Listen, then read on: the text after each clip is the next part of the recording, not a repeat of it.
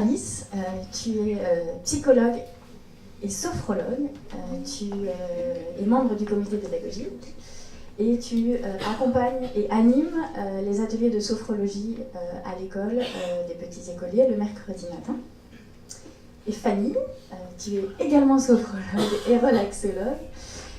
Tu accompagnes cette année les enfants dans des ateliers de l'ordre de la pratique de l'attention et des arts créatifs sur le temps scolaire. Et l'année prochaine, tu accompagneras les enfants pour les ateliers de sophrologie le mercredi matin.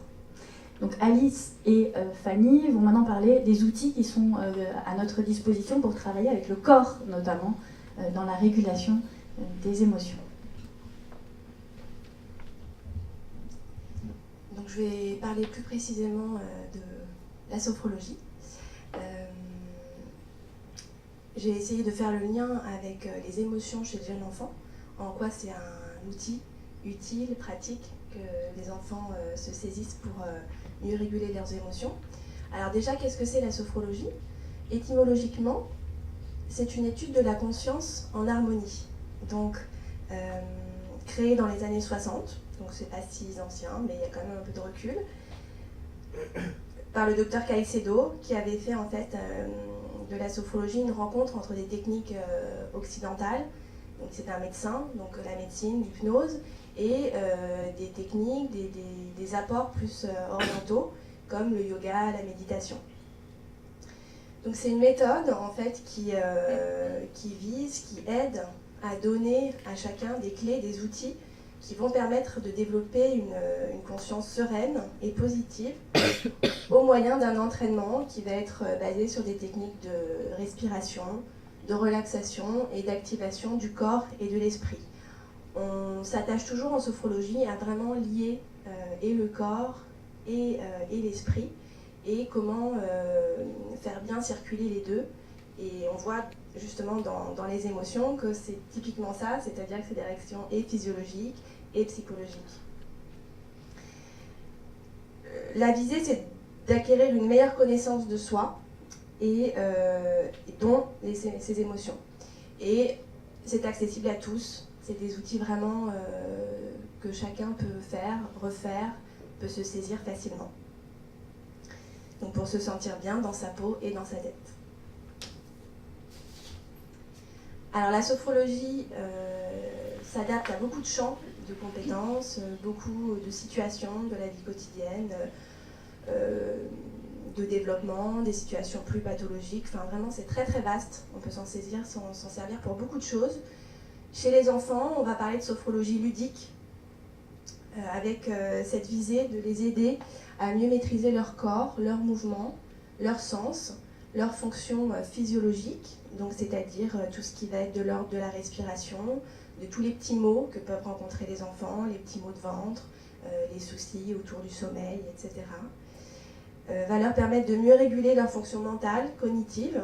Donc ça va être très utile dans les apprentissages, puisqu'on pense à la concentration, la mémoire, le raisonnement, l'imagination. Et puis, une visée aussi de travailler sur les fonctions affectives. Donc tout ce qui va être de l'ordre purement des émotions, les colères, les peurs, les angoisses, les inhibitions, les cas de mutisme, etc. Évidemment, pour les enfants, ce sont des méthodes ludiques. Donc on va travailler sur des exercices de respiration avec des outils sympas, rigolos, des plumes, des petits moulins à vent, etc., des ballons. Des exercices de relaxation, toujours adaptés à ce dont sont capables de faire les enfants, d'écoute du corps, d'éveil des sens, d'imagination, de concentration, des histoires, des jeux, des contes, des mouvements. La sophrologie collective, puisque c'est ce qu'on pratique aux petits écoliers, se pratique en petits groupes. Je reviendrai plus précisément sur le cadre de travail après. C'est amusant, motivant, et chaque enfant en tire quelque chose de précieux pour lui-même, avec la force en fait et la différence qu'il observe et qu'il peut vivre à travers le groupe. Alors les ateliers de sophrologie aux petits écoliers sont proposés le mercredi matin, donc en temps périscolaire, donc pour les enfants volontaires. Des petits groupes, parce qu'évidemment, le but c'est d'avoir un groupe pour se servir de cette dynamique-là, mais aussi de pouvoir rester concentré sur chaque enfant, d'accueillir ce que va amener chaque enfant. Et pour respecter leur temps de concentration, ça va durer une vingtaine de minutes, 30 minutes en tout. Donc c'est un temps offert aux enfants vraiment de découverte d'eux-mêmes, sans enjeu scolaire. On détache ça un petit peu du cadre des apprentissages. Il n'y a aucune attente de résultat. Il n'y a pas de bonne ou de mauvaise façon de faire. Ça, je le répète souvent. Parce que des fois, en début d'année, est-ce que c'est bien? Est-ce qu'il faut faire comme ça? Est-ce que mon dessin, c'est bon? Voilà, donc ça peut être différent du camarade et c'est vraiment chacun pour soi. Cette année, on travaille plus spécifiquement en lien avec les objectifs de l'école, sur notamment donc, les émotions, qui était le grand thème de cette année. Et ça permet aussi d'offrir un autre regard sur les enfants, qui peut aussi aider l'équipe éducative pour l'accompagnement des enfants. Donc l'objectif qu'on présente aux enfants, c'est vraiment pour se sentir bien dans sa tête, dans son cœur et dans son corps. Alors un exemple type de séance, donc plusieurs temps, un temps d'accueil individualisé où on va prendre un petit temps d'expression si l'enfant le désire. En tout cas, il a ce temps prévu pour lui où il peut dire comment il se sent, qu'est-ce qu'il a envie de faire, voilà, comment ça va, comment il se sent ici et maintenant. Un temps de respiration, parce que la respiration, mieux maîtriser sa respiration, c'est mieux maîtriser ses émotions, sa vie. Donc on se sert de plumes, de ballons, de moulins à vent, on fait des petits travails à deux, à plusieurs, individuellement. On fait à chaque fois une technique spécifique à ce jour-là. Donc ça, je vais vous donner, on va vous montrer avec Fanny un exemple juste après. Et dans ce temps-là, un temps très important d'assimilation, d'intégration à la fin de la séance, où l'enfant fait ce petit retour sur ce qu'il a vécu, sur ce qu'il a senti, ressenti, et qui lui permettent d'intégrer, d'assimiler les choses pour pouvoir s'en ressaisir, ou tout simplement mettre des mots dans sa tête ou exprimer au groupe sur ce qu'il a vécu. Chez les enfants, évidemment, il y a le langage, mais on se sert aussi beaucoup du support dessiné.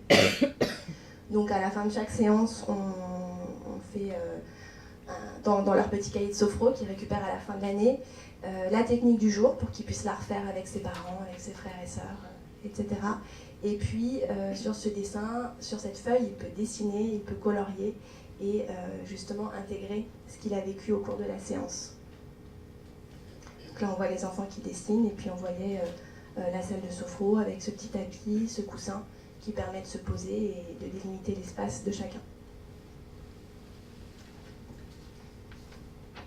Alors, un exemple de pratique que les enfants aiment bien, qui correspond vraiment à une des techniques de base en sophrologie qu'on fait également avec les adultes, mais on va le faire sans coussin chez les adultes.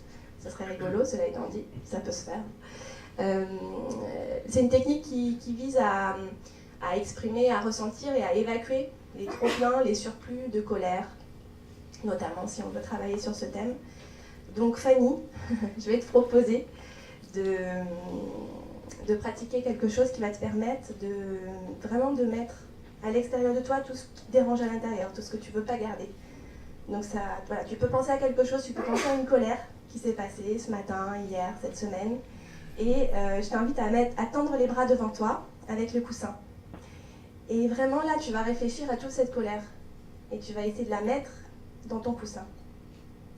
Quand cette colère, elle est vraiment bien présente, que le coussin est vraiment bien rempli, un peu lourd, tu vas prendre une grande inspiration avec le nez, ramener le coussin vers toi, tu retiens l'air, tu penses vraiment à toute cette colère que tu ne veux pas garder, et en soufflant fort fort fort, tu jettes le coussin par terre. Voilà. Tu respires et tu écoutes ce qui se passe à l'intérieur de toi.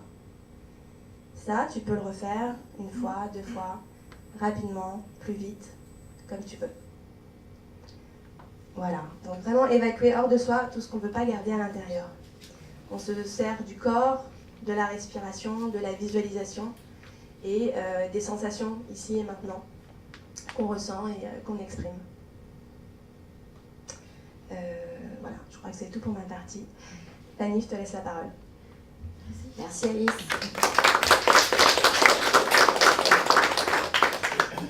Donc je vais faire le lien donc, avec la pratique de l'attention, en commençant déjà par vous dire que la pratique de l'attention et la sophrologie sont évidemment pieds et poings liés.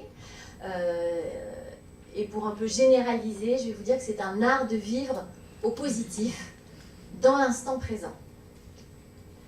Alors la pratique de l'attention justement par rapport aux émotions. Alors à quoi elle sert cette pratique de l'attention? Elle sert justement à réguler les émotions, à apaiser le corps, le cœur et l'esprit. Un corps plus calme, plus détendu, plus tranquille, permet justement aux capacités de concentration de se développer, permet aussi à l'enfant d'être plus serein, donc favorise son sommeil, favorise son adaptation, par exemple en groupe, et permet aussi voilà, de s'affirmer, d'affronter des obstacles, de faire barrage à certaines choses. La pratique de l'attention propose une appréciation positive de l'émotion basée sur, on va dire, sur 3 actions. D'abord sur l'accueil. On accueille l'émotion. Elle est là, quelle qu'elle soit agréable ou moins agréable. Souvent j'utilise voilà, ce terme, agréable et moins agréable, pour ne pas utiliser positif et négatif. On l'accueille. Deuxièmement, on porte toute son attention sur cette émotion. Elle est là, elle s'exprime.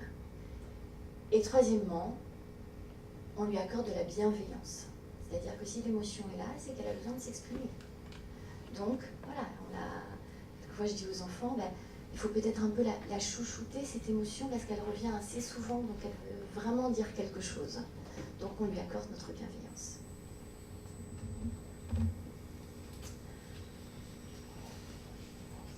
La pratique de l'attention, on en revient encore, c'est vraiment trouver un équilibre corps, cœur, esprit. Comment on trouve cet équilibre? On accorde à son corps une pause. Là, en l'occurrence, vous pouvez voir aux petits écoliers les enfants qui font l'étoile de mer et qui adorent faire l'étoile de mer. Ils savent très bien faire l'étoile de mer. L'étoile de mer, c'est génial parce que vraiment, on pose le corps et on pose tout ce qu'il y a dedans, à l'intérieur et à l'extérieur.